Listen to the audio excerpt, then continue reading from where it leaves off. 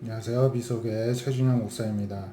2023년 7월 21일 오늘 나에게 주시는 생명수 샘물 한 모금을 시작하도록 하겠습니다. 이사야 44장 9절부터 보시겠는데요. 하나님은 어제에 이어서 오늘 말씀에서도 계속해서 우상에 대해서 질책을 하십니다. 그래서 우상을 만든 자는 다 허망하다. 그들이 원하는 것들은 무익한 것이거늘 그것들의 증인들은 보지도 못하고 알지도 못하니 그러므로 수치를 당하리라. 우상을 사람이 만들었죠. 다 무익하다는 것입니다. 우상이 유익하다는 어떤 능력이 있다는 것을 증언하는 증인들이 우리 본 적이 없죠. 이때도 본 적도 없고 알지도 못합니다. 그래서 결국에는 우상이 헛되다는 것이 드러나기 때문에 만든 사람도 수치를 당하게 될 것이다 말씀합니다. 신상을 만들고 무익한 우상을 부어 만든 자가 누구냐 보라 와 같은 무리들이 다 수치를 당할 것이다 라는 말씀을 하시죠. 그 대장장이들이 작품으로 만들었습니다. 사람일 뿐이죠.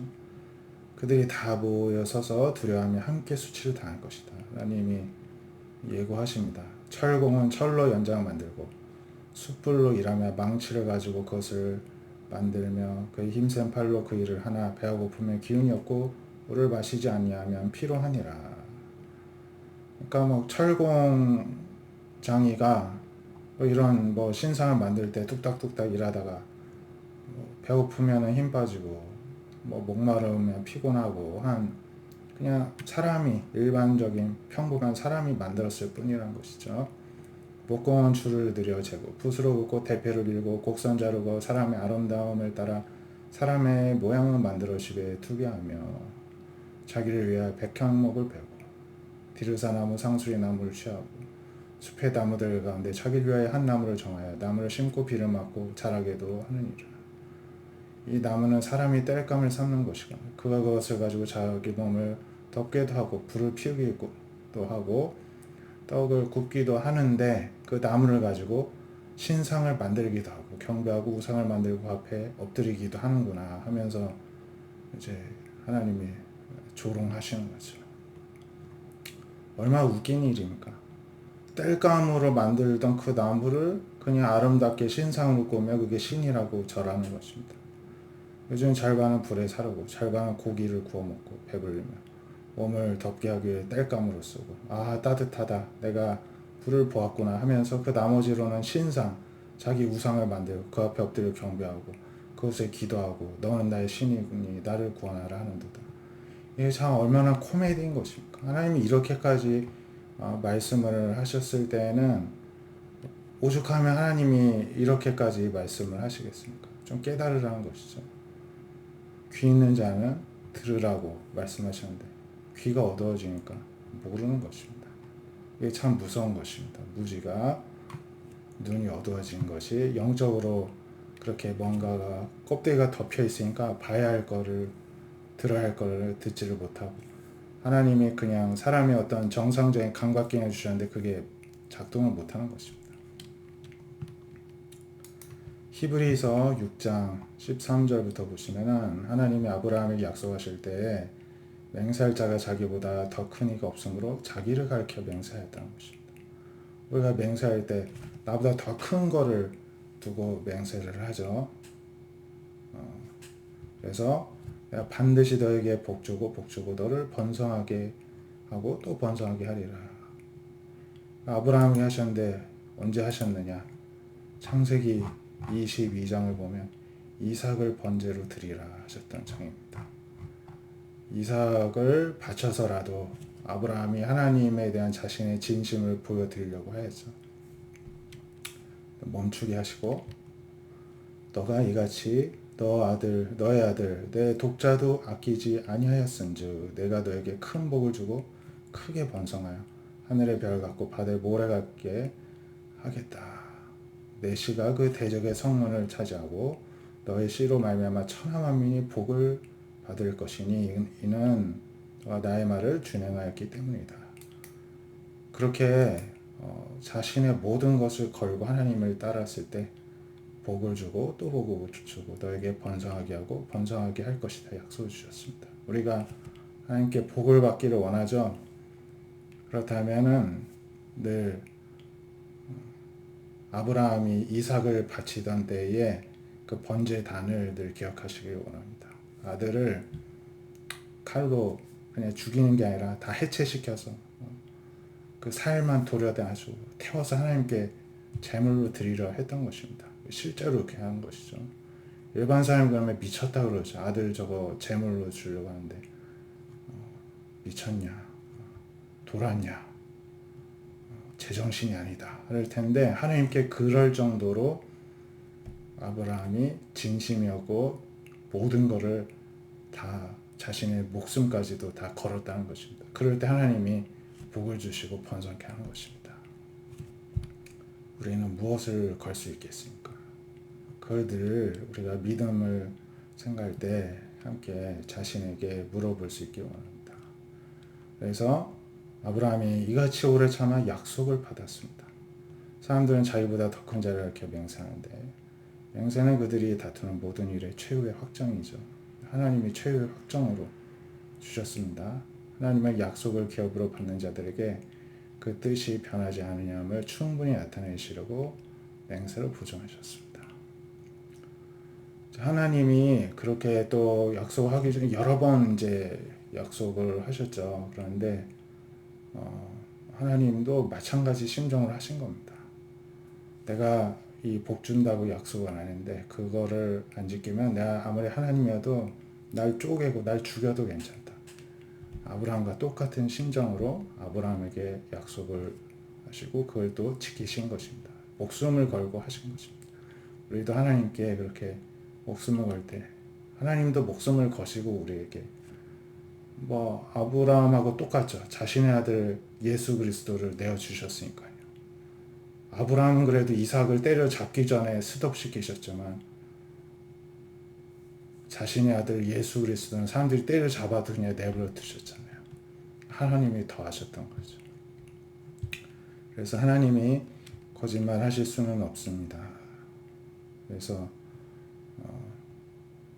사실로 말미암아 앞에 있는 소망을 얻으려고 피난처를 찾는 우리에게 큰 안위를 받게 하시기 위해서 참된 진실로나 우리에게 축복을 약속하십니다. 그래서 이 소망을 가지고 있는 것은 영혼의 닭 같아서 튼튼하고 견고하여 휘장 안에 들어가나니 앞서가신 예수께서 멜기세덱의 반차를 따라 영원히 대제사장 입장이 되어 우리를 위해 들어가십니다.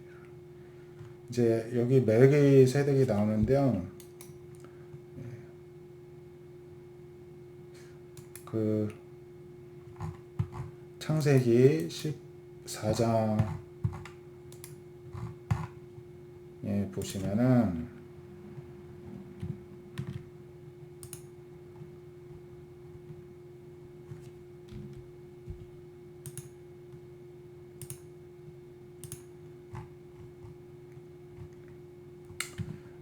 창세기 14장에 보시면은 멜기세덱이 나오는데 살렘 왕 멜기세덱이 나오는데 지극히 높으신 하나님의 제사장이라고 소개합니다. 그가 아브라함에게 축복하였습니다.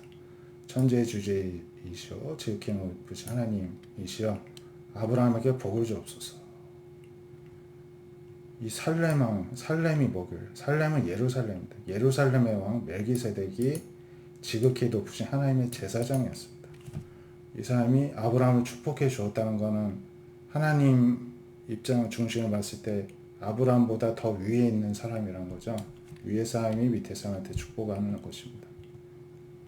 그래서 이 사람이 최초의 제사장이자 지극히 높으신 하나님의 제사장이었습니다.